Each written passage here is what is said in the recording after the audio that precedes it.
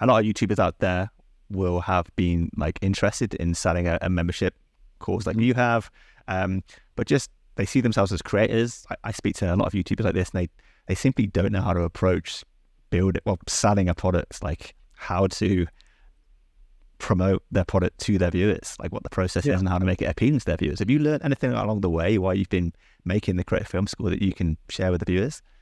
Yeah, I mean, I think a big part of it is understanding your audience and what is a pain point of your audience and how can you make a product to solve that pain point. Because when you can do that, then you can naturally put marketing in the videos you're already making. So, for example, I'll do a video around a new drone that's coming out, and I'll talk about how this new drone shoots in log format, so you get this flat profile that you can color grade. Well, that's a natural spot for me to talk about my color grading course that I've built on the Creator Film School. And I can say, here's the process I would go through color grading. But if you want to know more in depth and you want to really dig into color grading, then you can go check out this course. So I'll like give away how to do it. I'm not going to like hold things back, but it's on a YouTube video. I don't necessarily dive into an hour of color grading on this course or on this video about a drone. Rather, I'll talk about like the things that they care about.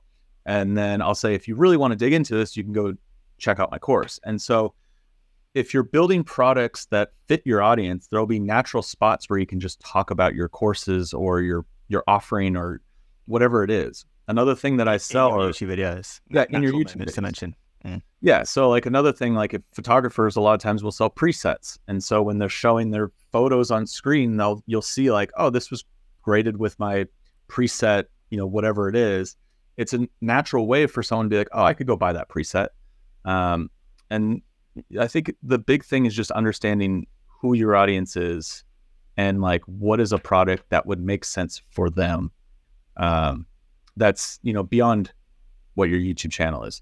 Because I give a lot of information on my YouTube channel. It's basically the Creator Film School is my YouTube channel, but I can be, it's when someone pays for a course, they will sit there and listen to you in these more long formats versus like on a YouTube video, you're trying to keep things moving fast and keep audience retention up and things like that. Sure.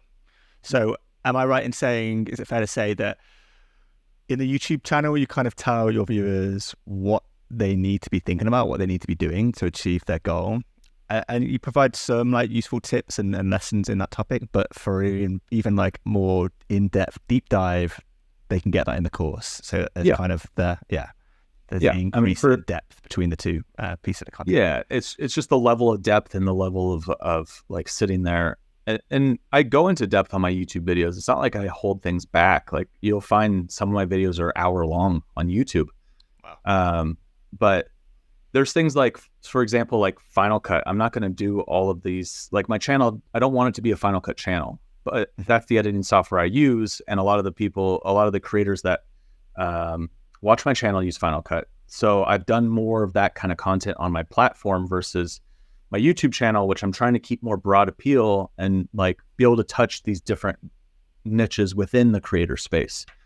And also just, make some more, videos that are more like fun to watch. And I guess a lot of new products is a big thing because that's bringing in new people to my channel all the time. So you'll see a lot of new products on my channel. Sure. Yeah, it kind of all makes sense. Like the foundation of the whole system, like YouTube videos lend themselves to being kind of, well, we spoke about the advantage of having a broad appeal and talking about broad topics. So being sort of like surface level, wide appeal there, and also retention and punchiness being quite important on YouTube to be quite fast paced and not sort of slow and detailed. But then, so you have to play that game on YouTube. Your membership area and your digital products provide you the opportunity to be slower paced and more detail oriented and really to get into the nuances where potentially you can't do that on YouTube. So they kind of work together, don't they, in that sense? Yeah, I think one example that kind of demonstrates this on YouTube, I might do a video that's like 5 ways to get cinematic footage with your drone. Whereas in my platform, I could go through and make a video specifically for each one of those tips and title it like, here's parallax and here's how you use it. Here's how you control the speed of your drone and here's how it changes your image. Versus like trying to be this like quick thing where it's a listicle I can actually go through and put a little bit more depth into everything. Because if I was to make a video on YouTube that's specifically around one of these topics, it might not do well. Like they'll get some views.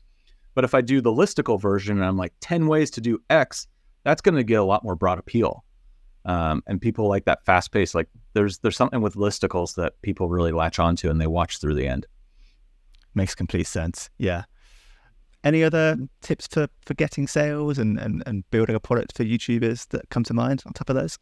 I think it's just like, building a YouTube channel, it's consistency. And so what I've found is, because I've been talking about the Creator Film School over time on my channel, it was slow growth at first, but now I'm starting to see more consistent, sales coming in. And I think it's one of the, you just have to be consistent with it. And over time, it will start building.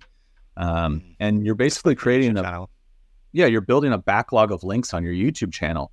And this is one of the reasons why I've been moving away from sponsors and moving away from promoting other people's products, because whenever you take on a sponsorship, you're promoting someone else's product, and that's now living on your YouTube channel forever. And so I have videos that 5 years ago, were getting some views, and then eventually they took off. Like I had a video that I think it went 500 days where it was just kind of flatline, getting a few views, and then all of a sudden it got 1 million views. And it was just like overnight.